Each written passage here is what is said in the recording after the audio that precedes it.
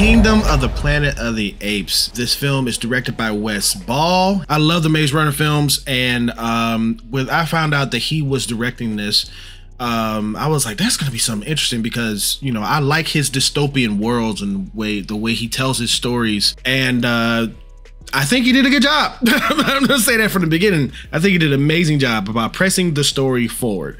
Yeah, I've never seen anything Wes Ball's ever done.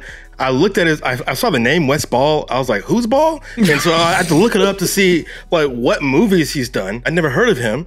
And I'd never seen any of the Maze Runner movies. And I was really impressed. He knows how to turn action, but make that action a centerpiece of story.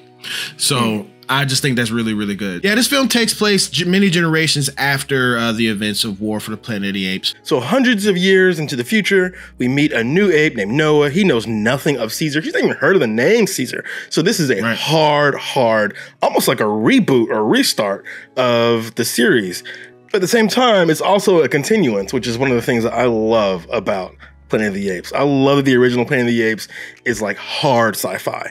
None of this, like, sorry to Star Wars fans. I love Star Wars too, but not Star Wars sci-fi, because Star Wars is more fantasy. You know, this is like hard sci-fi, and I like that in these kind of movies you can talk about really, really heavy topics, really deep things, and you can talk about it in a much more direct way than you can if you like set it in today or something like that.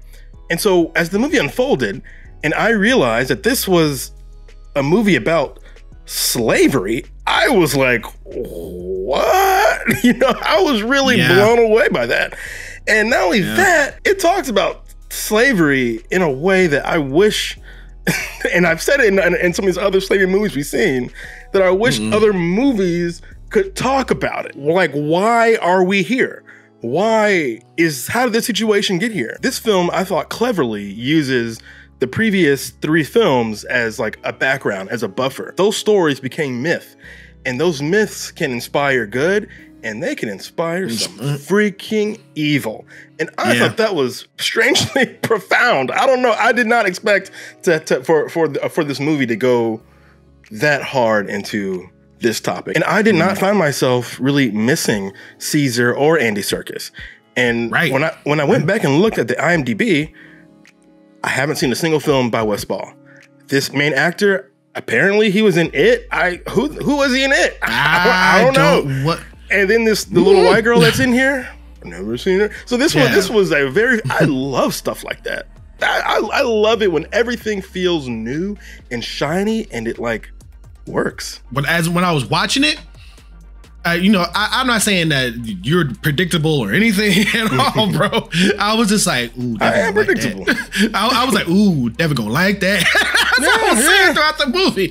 You know, I was saying I like that, you know, with certain things that that was going on in the film. Like I said, I've been like a long time fan, like since I was a little kid, of Planet of the Apes. Because if you go back and watch the original Planet of the Apes, and this was the first series that I'd ever experienced this, it's a circle. The sequel to the final movie is the first movie, which is like so fun. You know, Terminator does this. Is you know, like the first Terminator does this as well too. So when I was a kid, I was like, that is crazy. That blew my mind. I was like, holy crap. And I loved that they are really, really hinting at the like circular nature of this series in this movie. And they're leaning into a lot of the parts of the original Planet of the Apes that I think a lot of people did not like. And that is the humans. So from here on, there's gonna be some light spoilers. I mean, I don't know how deep the spoilers are gonna get, but there may be some spoilers after this. But this movie, surprisingly, is actually more human focused than I was expecting, which is funny because you said you thought War of the Planet of the Apes was human focused. I thought this movie was actually all about humans and our cruelty to one another, and whether or not this is something inherent within us, and whether or not we can rise above it. And the movie wisely it never gives you an answer. There's a great shot at the end of the film where a character who we at first were afraid of and then we learned to like, and we thought that she was going to come and apologize, but she had a gun behind her back. And that, I just thought that was profound. It was like one little shot, that one image of the gun behind her back changed the tenor and the tone, not just of that conversation, but of the whole movie. And I really liked that a lot. And I liked the ideas this movie had about religion. And they used Caesar and Caesar's symbol as like almost like, it seemed like it was supposed to be like a crucifix or something, right? But of course, if it was a crucifix, people would get really mad, right? So you can't use it. You got to use something else to, you know, soften the blow. You know, this religion, which did at first have good things, and it does still have a lot of good things within it. They like perverted it. The villain perverts it. And our villain, Proxima, I thought he was also another fascinating villain, because he wasn't like a mustache twirling type guy. You know what I mean? He wasn't villainous to just be villainous. He wanted something, and he wanted that thing more than he wanted our main character dead. You know what I'm saying? Which made him really fascinating. He might hug you, or he might skin you alive. I'm thinking that one of the things of this is fear. And our character, Maya, played by Freya Allen, she speaks, and all humans cannot speak in this. She has a plan throughout this whole thing. She is like a spy, okay? And she spied for a specific reason. And she gets really close with these apes. But then you learn later that her plans has nothing to do with being around these apes, getting close to these apes. It has to do with saving humanity. There's a key question that's in this whole series is, can humans and apes coexist together? And that is what Caesar's teachings was, you know. And Proximus Caesar, he is basically altering those teachings of what Caesar said, because Caesar always says this, you know, apes stronger together, as you see with the sign that he had, you know, back in the day. But he's altering all that throughout history. Well, he's more like abusing that idea. Yeah, he's like perverting the idea of apes together, right? Obviously, Caesar meant like we should all work together, you know, kind of like socialism, but shh, don't tell nobody that shit. Okay, again, like this is why I love science fiction. We can talk about big things, but we don't have to, you know, be so blunt with it. Love it. And so when Caesar says, you know, apes are stronger together, Proxima's like, oh yeah, I'll get you together. I'll bring together everyone into my kingdom through slavery. Now you guys can all work together on my projects. Ape stronger together, you know, and like that is just scary and awful. And I found it to be overly and uncomfortably familiar with what's going on today. That's what science fiction is supposed to do. Love it. And when the movie starts and we're first introduced to Maya, I was looking at her and I was like, I hate this lady. Everything about her is wrong. Her clothes are wrong. Her hair is wrong. Why does she have so much teeth in her mouth? You're telling me this person is wild? And so I was looking at it, I was like, the production design in this movie is garbage. Yeah. And her shirt was ripped like so perfectly.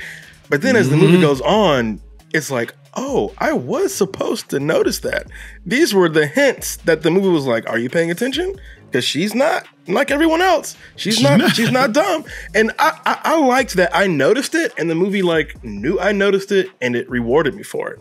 And the movie does this a lot throughout the film. So the movie it never tells you where you are in the world. And obviously Planet of the Apes has such a strong connotation with New York. And there are scenes where our main character's like walking on the beach, and you half expect them to just walk up and see the Statue of Liberty. You know what I mean? Because it's a freaking Planet of the Apes movie. But the movie knows that you're trying to figure out where we are in the world. And it drops these little hints as we go along, you know, before it becomes very clear that we are in LA. The movie's like, if you're paying attention, I've got something for you. I'll always say that a film, no matter what film it is trying to tell you something, and you can't learn from it if your brain is off. You can't hear what it's trying to tell you. Yeah, totally. If your brain dead. So this movie is good, but obviously it's not perfect. I'm like gushing about it. The first thing that I want to say, that one negative thing I want to say, is that I do think it's time to wrap up the post-credit scenes. Like, we need to stop this shit. Oh, there was one? There was one? Yeah, and so I waited for it, and it's, you know, it's not, you didn't really miss anything. Oh. But the fact that I didn't know when to leave the theater, I think is sometimes a problem. Because I'm looking around in my theater and I'm seeing people checking their cell phones and say, I always do that.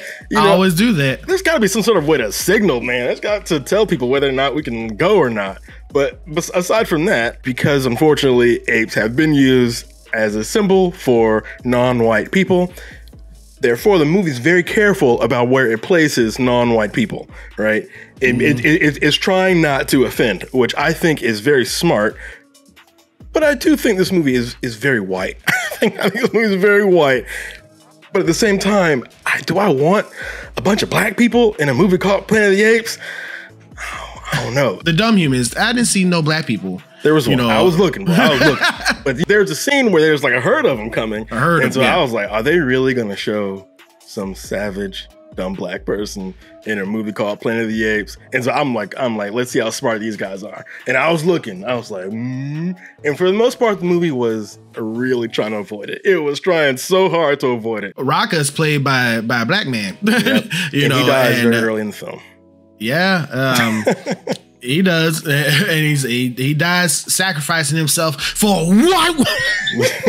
I mean, for real, like you're not wrong with that assessment. Like, and the movie knows. The movie is very much aware, and again, just like the other Planet of the Apes films, and it's trying very carefully, to circumnavigate that. And but the ongoing train of this, none of that. The apes' plight or Noah's plight is, can we coexist together? That last scene just proves it all, man. Yeah. I really don't want to go more into this because I really don't want to spoil this for people. I think I do, though. I want to talk about it. I don't want to spoil things, man. If you don't want to get spoiled, leave, bro. Leave. Everyone here, they're cool. So they've seen the spoiler warning. They're cool. I'm going to talk about it because I think the big twist in this film, and it's not really a twist, but the obvious revelation, because all the other films were leading up to this, is that the humans are still alive and they are underground beneath the Planet of the Apes. Beneath the Planet of the Apes. And I think that's a lot of fun, especially since in the original Planet of the Apes, the inciting event was like a nuclear bomb or a nuclear war. Yeah. And the radiation, the fallout made humans dumb and apes smart. But in the original films, it was a medication that made humans dumb and apes smart, which means that it's highly suggested that the humans are looking for some sort of vaccine to try and fix themselves, which is just beautiful. That lines up so perfectly with today's culture. I think that lines up really perfectly with making humans mutants beneath the Planet of the Apes. The Planet of the Apes, yeah. I think that's a lot of fun. I think it's really clever. That was a great way to update the lore. That is the plight between the Colonel and the Colonel's superiors in the other film, where they were like, I'm not going to kill my son and the people I love because they can't speak.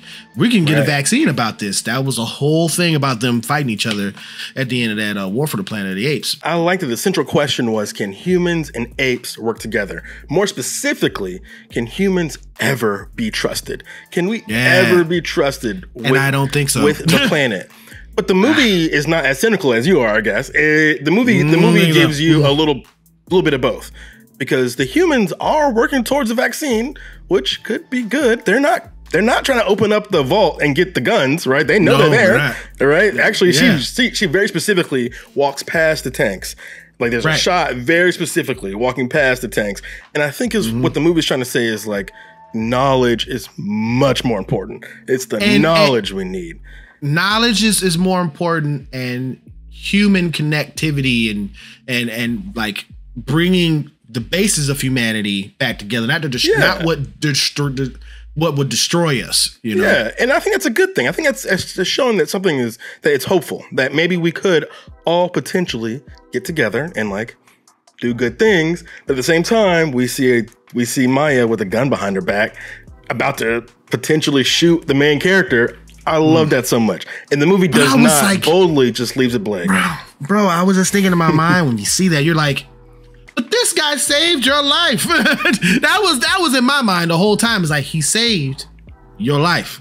But she's thinking he's not like us. He's not like us. Like Kendrick Lamar. Yeah, exactly. That's right. She's like, this planet was mine. Fun stuff, fun stuff. I love sci-fi, especially hard sci-fi, which you very rarely see in the movies these days. It felt more contemplative. And you mentioned action. I felt like this wasn't really an action film, at least to me. I thought this was much more of a, more of a drama.